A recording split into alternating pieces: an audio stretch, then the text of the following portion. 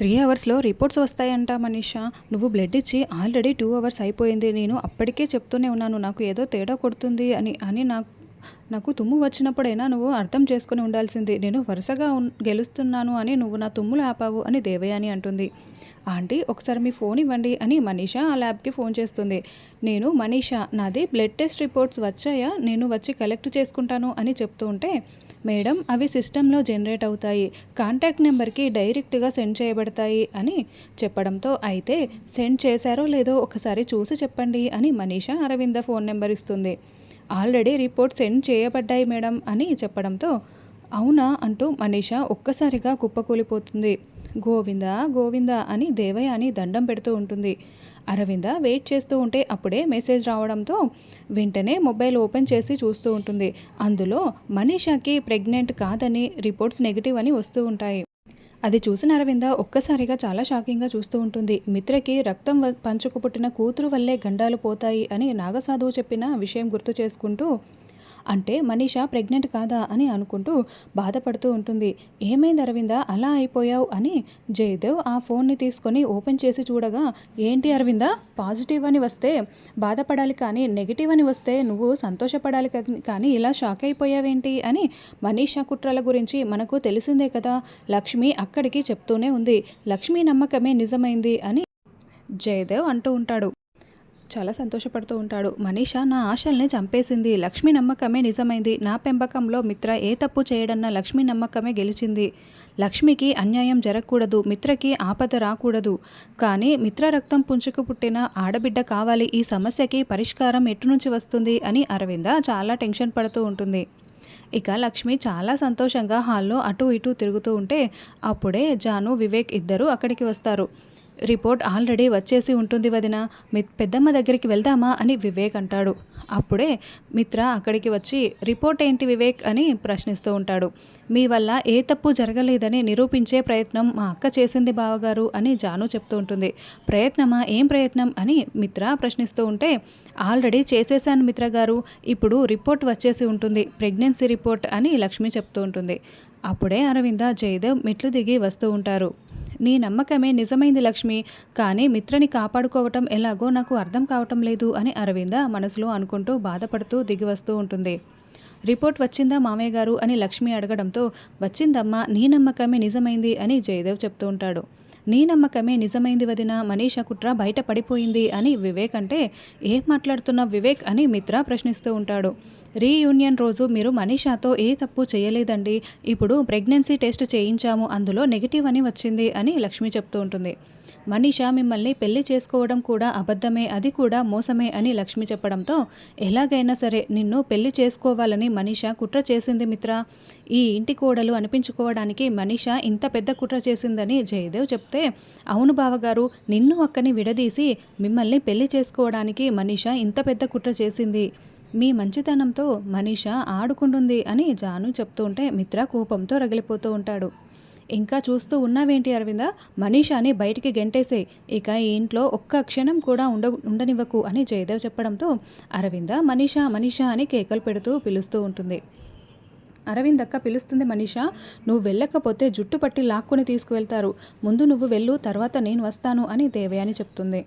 ఏంటత్తయ్య పిలిచారు అని మనీషా రావడంతో, ఎవరే నీకు అత్తయ్య అని అరవింద అరుస్తూ ఉంటుంది. మీరే అత్తయ్య, ఎందుకు ఇలా కోపం తెచ్చుకుంటున్నారు, నేనేం తప్పు చేశాను అని మనీషా అంటూ ఉంటే, నీ మోసమంతా బయటపడిపోయిన తర్వాత కూడా ఇలా ఎలా మాట్లాడుతున్నావు ఏంటి అని అరవింద అంటే, నువ్వు ఇంత మోసం చేసి నీ నిజాలన్నీ బయటికి వచ్చిన తర్వాత కూడా ఇలా బుకాయిస్తున్నావే అని దేవయాని మనసులో అనుకుంటూ వెనకాలే మెట్లు దిగి వస్తూ ఉంటుంది. నీ కుట్రలన్నీ, నీ మోసాలన్నీ కూడా బయట పడిపోయాయి అని జయదేవ్, వివేక్ చెప్తూ ఉంటారు. మా అక్కని వంట మనిషి, పని మనిషి అని అవమానించావు, ఇప్పుడు నువ్వు ఈ ఇంటి పని మనిషిగా కూడా ఉండలేవు, నువ్వు వెళ్లాల్సింది బయటికే అని జాను అంటే, మీరందరూ ఎందుకు ఇలా మాట్లాడుతున్నారు, ఏమైంది అని మనీషా ఇంకా బుకాయిస్తూ ఉంటుంది. మనీషా, నువ్వు నిజంగా ప్రెగ్నెంట్వా అని అరవింద అడగడంతో, అవునత్తయ్య అని మనీషా అంటుంది. నువ్వు ఇంకా అబద్ధాలు చెప్పకు, మరి నువ్వు నిజంగా ప్రెగ్నెంట్ అయితే మరి ఇదేంటి అని రిపోర్ట్ చూపిస్తుంది. దాంతో మనీషా షాకింగ్గా చూస్తూ ఉంటే, ఇందాక నీ బ్లడ్ తీసుకొని ప్రెగ్నెన్సీ టెస్ట్ చేయించాను, ఇదిగో రిపోర్ట్ నెగిటివ్ అని వచ్చింది అని అంటే, నువ్వు మా అందరినీ కడుపుతో ఉన్నానని చెప్పి మోసం చేసినట్లే కదా, నువ్వు ప్రెగ్నెంట్వి కాదని రిపోర్ట్ వచ్చేసింది కదా అని అరవింద నిలదీస్తూ ఉంటే, లేదత్తయ్య నేను చెప్తున్నది నిజమే, నేను నిజంగానే ప్రెగ్నెంట్ని, మిత్ర నాతో తప్పుగా ప్రవర్తించాడు, అందుకు సాక్ష్యం మిత్రనే అని మనీషా చెప్తుంటే, చెయ్యని తప్పుకి మిత్ర గారు సాక్ష్యం ఎలా అవుతారు మనీషా అని లక్ష్మి నిలదీస్తూ ఉంటుంది. చెప్పు మిత్ర చెప్పు, రీయూనియన్ రోజు నువ్వు నాతో తప్పుగా నడుచుకోలేదా? నేను పెళ్లి కాకుండానే తల్లి అవ్వటం అబద్ధమా? ఆ గిల్టీ ఫీలింగ్తో నువ్వు హోలీ రోజున నా మెడలో తాళి కట్టడం అబద్ధమా? ఇవన్నీ నిజాలే అని చెప్పు మిత్ర అని మనీషా చెప్తూ ఉంటే, ఆయన ఏ తప్పు చెయ్యలేదు, ఇవన్నీ కూడా నువ్వు కుట్ర చేస్తున్నావు, నువ్వు చెప్తున్న అబద్ధాలు ఇవన్నీ అని ఆయన, హోలీ రోజున నీ మెడలో తాళి కట్టడం కూడా అబద్ధమే, ఇదంతా నువ్వు ఆడుతున్న నాటకం అని లక్ష్మి వేలు పెట్టి చూపిస్తూ చెప్తూ ఉంటే, అబద్ధం ఆడాల్సిన అవసరం నాకేముంది లక్ష్మి, మిత్ర నన్ను వద్దనుకున్నాడని చెప్పి నేను అమెరికా వెళ్ళిపోదామనుకున్నాను అదే రీయూనియన్ రోజున, కానీ రీయూనియన్ రోజున మిత్ర నాతో అలా నడుచుకున్నాడు, నేను తల్లినయ్యాను అని మనీషా చెప్తూ ఉంటే, అది కూడా తాగేసి అలా చేశాడు అని మనీషా చెప్తూ ఉంటే, అదంతా నిజమా మనీషా అని మిత్ర ప్రశ్నిస్తూ ఉంటే, నిజమా అని నువ్వు అడుగుతున్నావా మిత్ర అని మనీషా మళ్ళీ ప్రశ్నిస్తూ ఉంటుంది. ఆ రోజు నేను కావాలని తాగలేదు, ఎవరో కావాలని నా కూల్ డ్రింక్లో మత్తుమందు కలిపారు అని మిత్ర చెప్తే, ఫ్రెండ్స్ ప్రాంక్ చేయడానికి అలా కలిపారని ఆ రోజే చెప్పాను కదా అని మనీషా అంటే, కానీ మత్తులో నేను చేసిన తప్పేది నాకు గుర్తు లేదు మనీషా, అయినా కూడా నేను మనుషుల జీవితాలతో ఆడుకునే టైప్ కాదు, నీ మాట విని నువ్వు తప్పు జరిగిందని చెప్తే నేను కూడా నమ్మాను, కానీ ఇప్పుడు నువ్వు ప్రెగ్నెంట్ కాదని తెలిసిన తర్వాత నేను తప్పు చేయలేదని నేనే నమ్ముతున్నాను, అంటే నువ్వు చెప్పిందంతా అబద్ధం, ఇప్పుడు నువ్వు ప్రెగ్నెంట్ కాదు, నేను ఏ తప్పు చెయ్యలేదు అని మిత్ర తేల్చి చెప్తూ ఉంటాడు.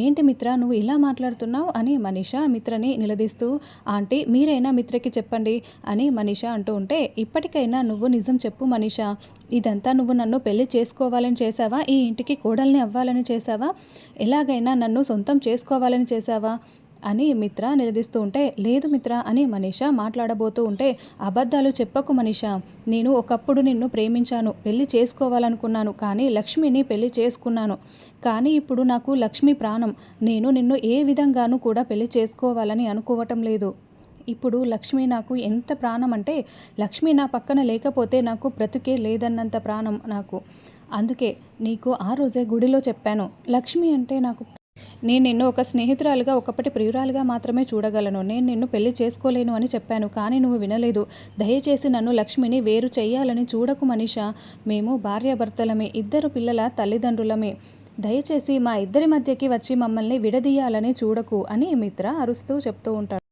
వెళ్ళిపో మనీషా, మా జీవితాల్లో నుంచి వెళ్ళిపో అని మిత్ర చెప్తూ ఉంటే, ఎంత పని చేసావు మనీషా, ఇప్పుడు నువ్వు ప్రెగ్నెంట్వి కాదు, లక్ష్మి ఏమో జానుకి తన గర్భసంచిని ఇచ్చేసింది, ఇప్పుడు మిత్రకి లక్ష్మికి ఆడపిల్ల పుట్టరు, ఇప్పుడు మిత్రని కాపాడుకోవటం ఎలా అని అరవింద మనసులో బాధపడుతూ ఉంటుంది. ఏంటి మనీషా నీకు ఇంకా అర్థం కావటం లేదా, మిత్ర చాలా పద్ధతిగా చెప్పాడు, ఇంకా ఇక్కడే నించొని ఉన్నావేంటి, మర్యాదగా బయటికి వెళ్ళిపో, మర్యాదని నిలబెట్టుకొని మర్యాదగా వెళ్ళిపోతావా, లేదా నీలాంటి అబద్ధాల కోరికి ఈ ఇంట్లో స్థానం లేదు, వెళ్ళు అని జయదేవ్ అరుస్తూ ఉంటాడు.